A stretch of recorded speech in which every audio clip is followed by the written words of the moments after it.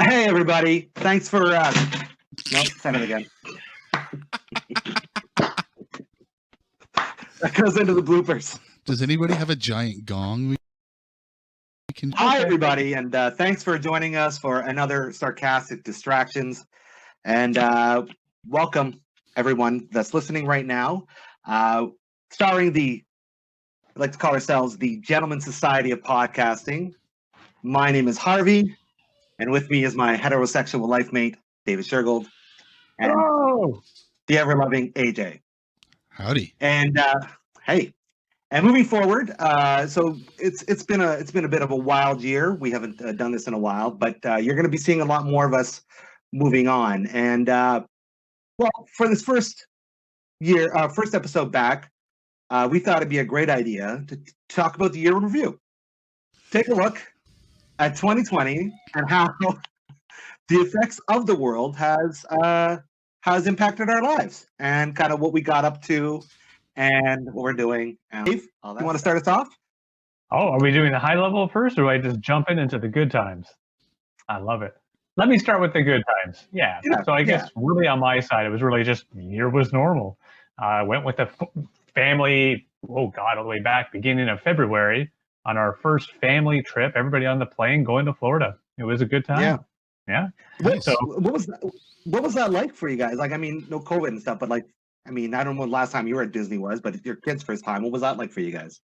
Oh, it was awesome. Yeah, the kids, the family, like it's actually one of those things where and it's easy to say, of course, going to definitely do it again in a few years. Do it a little differently because the kids will be older, of course. But yeah, no, we were fortunate in that while, certainly the flights and all that, we handled ourselves as a family. We were able to stay at the parent-in-laws, both the father and the mother, at separate places in Florida.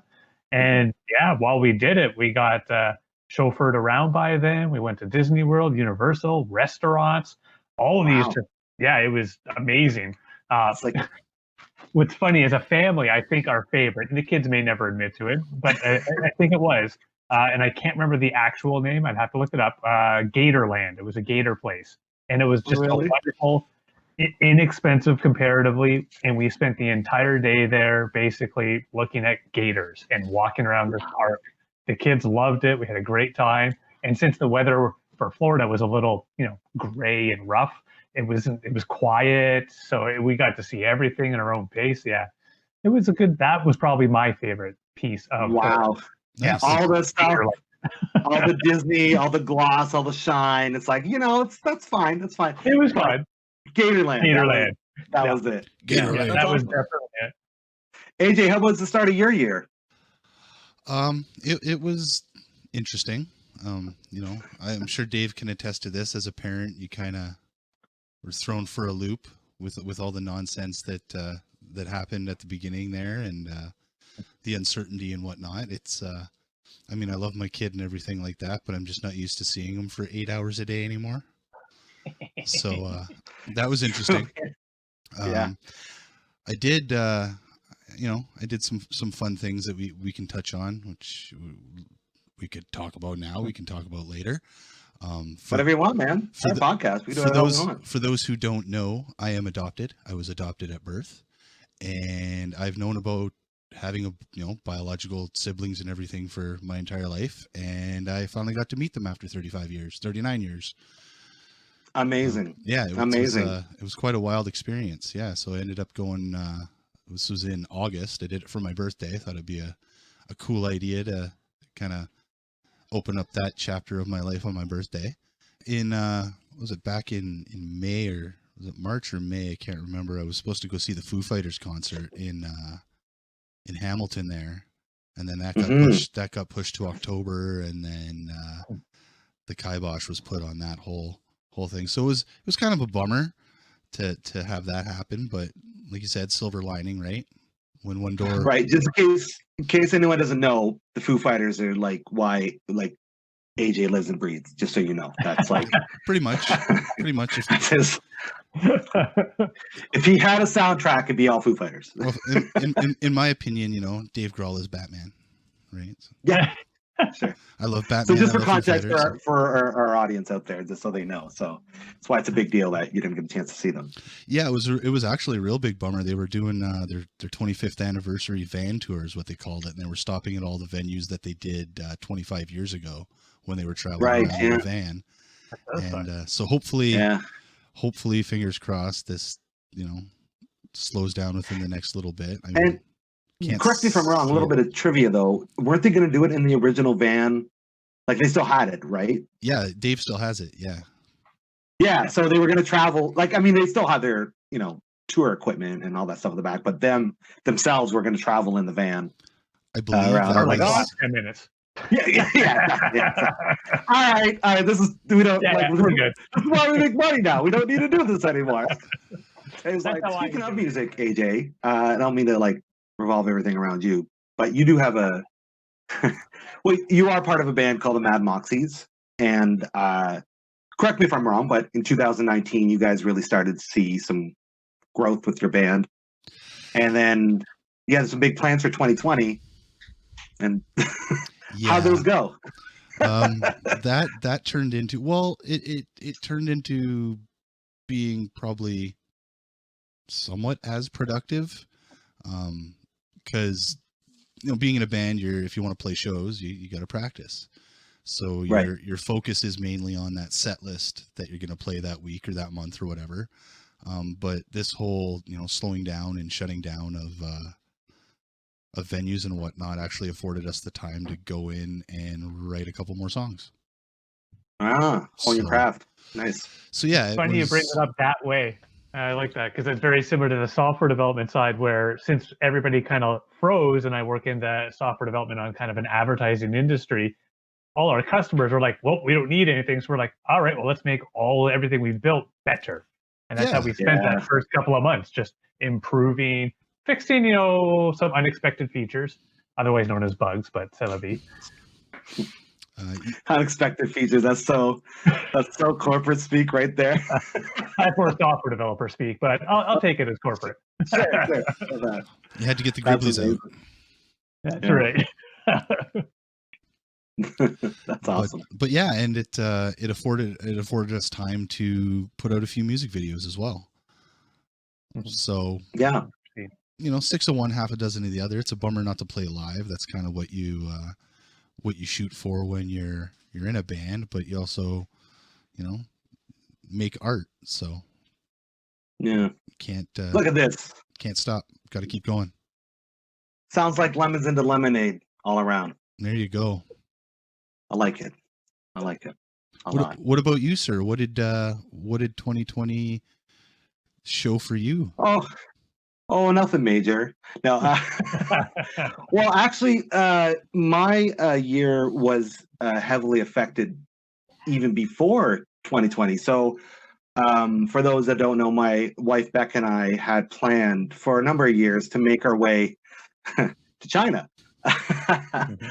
I've had experience there, and we wanted to take a break from our North American lives and go hang out in China for a year. That was the idea. And little by little, that plan started to diminish.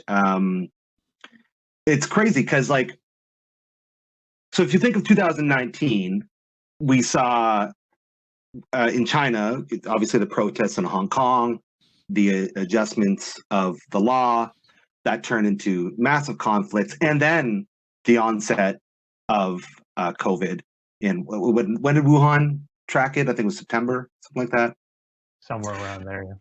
Yeah. So before the pandemic was announced, we had started to pivot, thinking we can't do this trip. It's just, we'd be hurting ourselves to do that, or it'd be dangerous to do that. So we got an inspirational idea from a friend. So we bought an RV and a truck, and we traveled around North America, starting in Florida. Actually, that was in December. So the first part of 2020 was, like you guys, pretty great.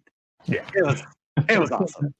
I got a chance to hang out with some really cool people, got to hang out in warm weather, Got, just a lot of really great experiences throughout New Orleans and whatnot. But when we got stopped, I would say things really started to kind of change when we got to Vegas, which would have been mid-February is when we got to Vegas. So just a quick timeline, and we'll do a podcast. We can go through the whole trip and all that jazz if we want to do that one day. But through the end of November till early February or mid-ish February, we had traveled across from Florida. From Ontario, our home, London, might go right here, through Michigan, Kentucky, and all the way up to Georgia. Then our big destination was Florida, and then we went across west and stopping in New Orleans, Texas, Arizona, all these different spots along the way. Not at the time, even though we're paying attention to the news, like we were more interested in the politics, like the impeachment trial and all that stuff, which was like that was consuming us. Like back then, I would like wake up in the morning like, "Oh, we're gonna watch the impeachment now? Yeah, we're gonna hear a bunch of fucking idiots talk. Oh, we're good." It's like, oh my god, that was what we were excited about. And then then we get to Vegas, and we had planned on spending 4 days in Vegas, and things were starting to really heat up in the world. Due to some unforeseen repairs, we ended up spending about 2.5 weeks in Vegas, which, if you've never been to Vegas, anybody, you don't need to spend 2.5 weeks. You probably shouldn't. I know I shouldn't. Yeah, no, there's just no need. And I'm grateful we had some friends that we knew there, because I think it would have gotten real boring real fast if we didn't. But anyways, we had some unexpected repairs. We took care of those repairs. That's what kept us there longer. And we ended up leaving exactly 1 week before Vegas was locked down. Shit.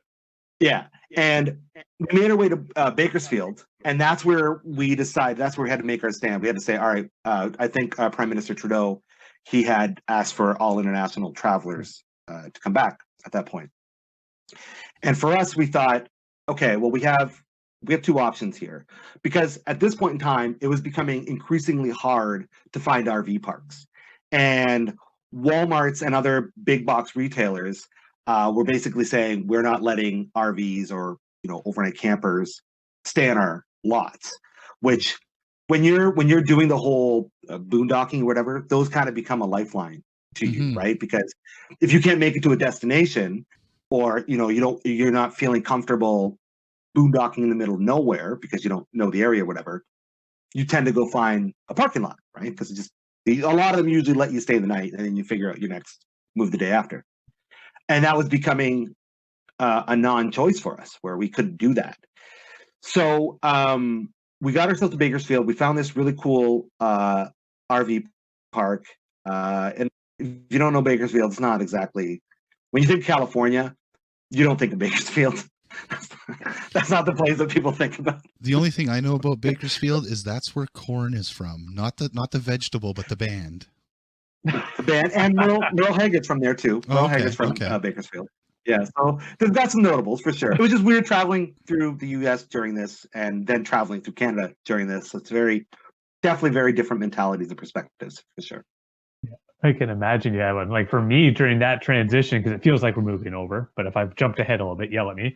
It is just that, like for me, I started working at home. Like that's what I did. Like it was the March break week, schools got shut down. So for basically kids not going back to school, everybody's at home. For myself, I actually had a call with my entire development team on the Sunday. Made sure everybody knew, do not go to the office on Monday. We are everybody working from home. If you need to pick something up, we'll schedule times, kind of book out calendars and the meeting invites, all those things. And basically that week after March break, everybody home. And I wish I could share pictures. I don't have any pictures of it, but like I had set up my entire office full of like random hardware and things just so we had it. Yeah, it was amazing. It was amazing on that front, in the sense of how much stuff can I take from the office, and we were moving offices at that same time, but that's a whole other thing. And then make sure that it was here and the team could actually get access. Oh yeah, from a development side, that week was fun in that sense of basically nobody's going to office. Everybody's working from home. And of course, we're now in that place, just like most of society and the technology world, where everybody's worked from home since March. Right. Yeah. So from a development perspective, we're all home workers now. And now it's just life. It's not even, it's not a novelty anymore. It's just, this is just the way it is. Oh yeah.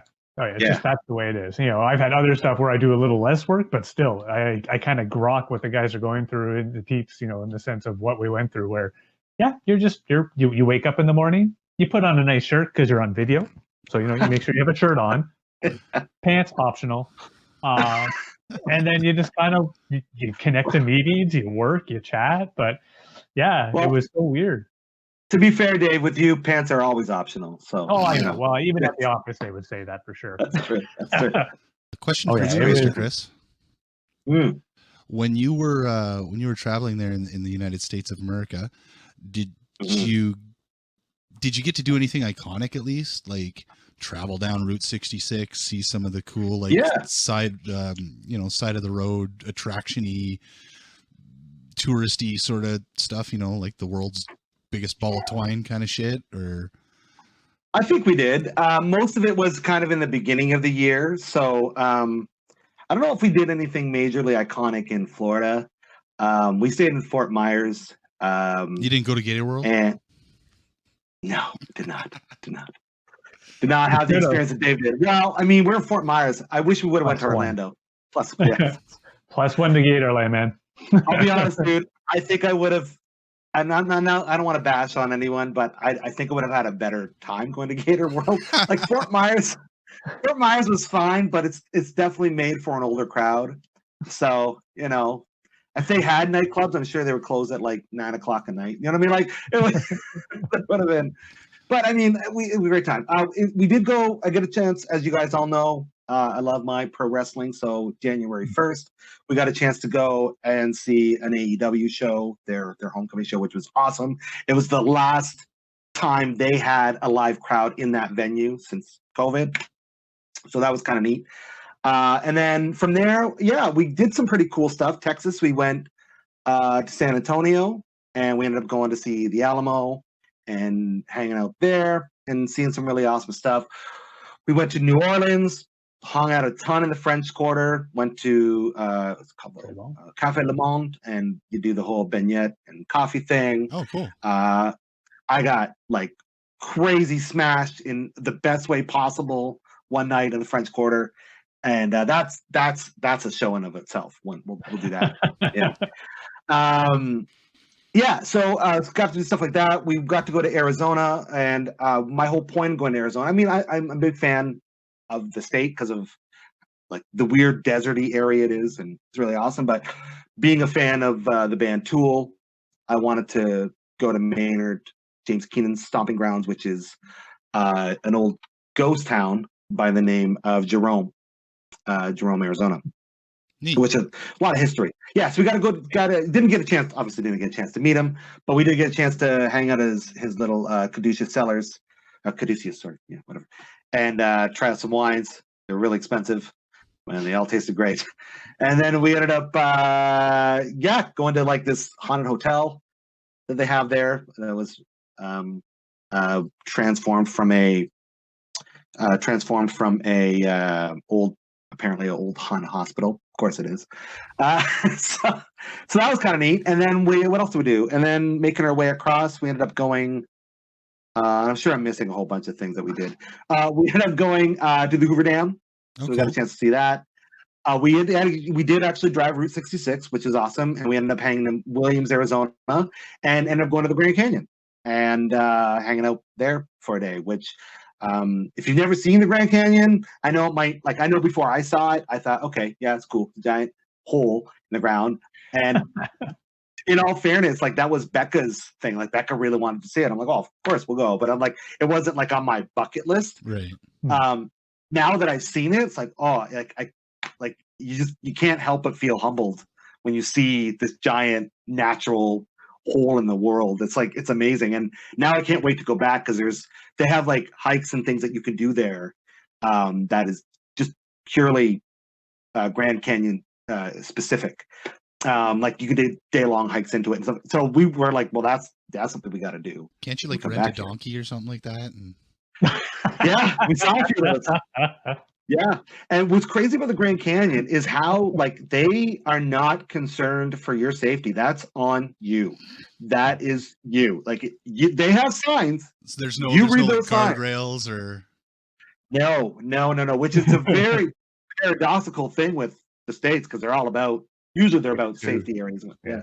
oh yeah. So it was really so it was really cool to be a part of that and see that. And then we ended up the Grand Canyon was also really neat. That was actually a really fun day. A lot of history got to learn and stuff like that. And then we ended up in Vegas, and we did the Vegas experience, baby. You know, the only thing I wish we kind of for 2 weeks. Yeah. Here's another thing: we had every intentions on releasing our podcast in a studio. We wanted to do more studio work. We wanted to do things physically, but that's just not a possibility right now because we're in a lockdown. Like our whole aspects of life have changed, and some for the good, some for the not. Canadian version of a lockdown too. That's true. That's true. Yeah. I know. Our booze and weed stores are considered essential. I love That's it. right. I love it. I love it. But you know what? The nice thing is, though, 2020 was one crazy year, but hey, we survived it, and here we are on the other end, trying to make the best of it. I just want to sing a tale of an unsung hero of this pandemic that I feel really helped us, and that is modern technology. Yeah. The fact that we were able to communicate with anybody, anywhere we were, and we're able to do things, and not just that, like one of the things I want to give a shout out is to games that we played online with people. Like we used to play like games like Jackbox and things like that, where they're just party games, and it really just made for awesome experiences online with friends.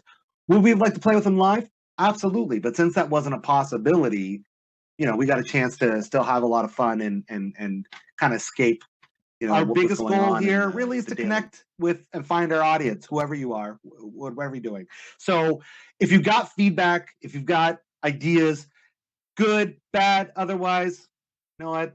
We got broad shoulders. I mean, I might shed a tear, but these two won't. So, you know, just throw it at us. You know, let us know what it is you like, what you don't like, and we'll even take your likes as an answer. So essentially we're here to have fun, right? We want to have fun with what we're doing, right? Even if the topic of conversation is a serious one.